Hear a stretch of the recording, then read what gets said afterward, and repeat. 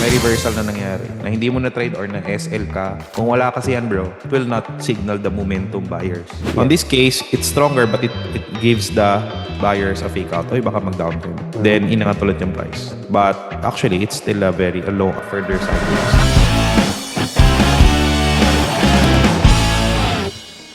Sige pa, tingnan pa ibang trades. May sariling structure na reversal. Yung ginagawa mo, inuulit lang natin eh. May reversal na nangyari. Na hindi mo na trade or na SL ka.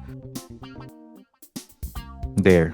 I think it's more there. So, tingnan mo, diba? Medyo yung pagka-sideways niya, medyo choppy. Pero what confirmed the price to go up? One is the larger breakout candle. Kung wala kasi yan bro, it will not signal the momentum buyers. The next two candles after that, yung malaki. Yan. Kasi ito, para mas makita mo yung view. So that signals the momentum buyers. Yung ginagawa mong trend line may low, tapos nag-breakout siya fully, so that signals. Yung liquidity sweep happen here. Sideways siya fully, spring, nag-sideways ulit, then nagkaroon ng breakout. So the price held 1, 2, sweep, sideways ulit, di pa kinonfirm, gumawa ng low, then the full breakout. So the entry, it's either yung ginagawa mo, ito, could be here or here, o confirmation. Yes. Kupit ka lang ng RR mo, kung paano. So liquidity sweep is where price moves beyond the key level, kanon? Ito. Yung ganito, yung ganito. Psychology kasi is bro, is may mga nagtitrade ng sideways dyan eh. Isipin ng trader is, the price held already too long. So I'll enter the next support. I'll put a stop loss here. Because sigurado, if this price holds more, the concept, it can gets stronger or weaker. Yeah. On this case, it's stronger but it gives the buyers a fake out. Oy, baka mag-downtrend. Then, inangat ulit yung price. But, actually, it's still a low, further sideways. Nung gumawa na siya ng dalawang low, it's starting to go up already. Nagte-trend up na siya.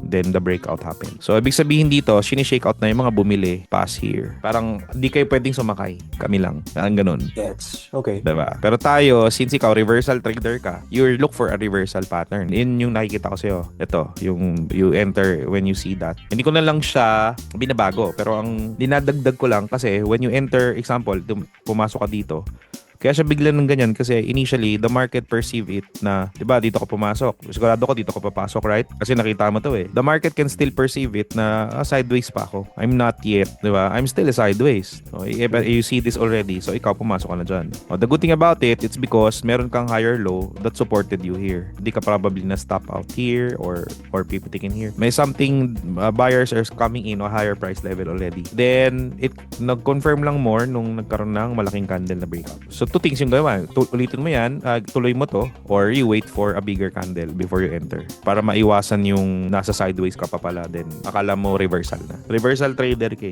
in a way. Or continuation, yeah. Naintindihan mo more yung anyway, price action concepts. Why is it happening?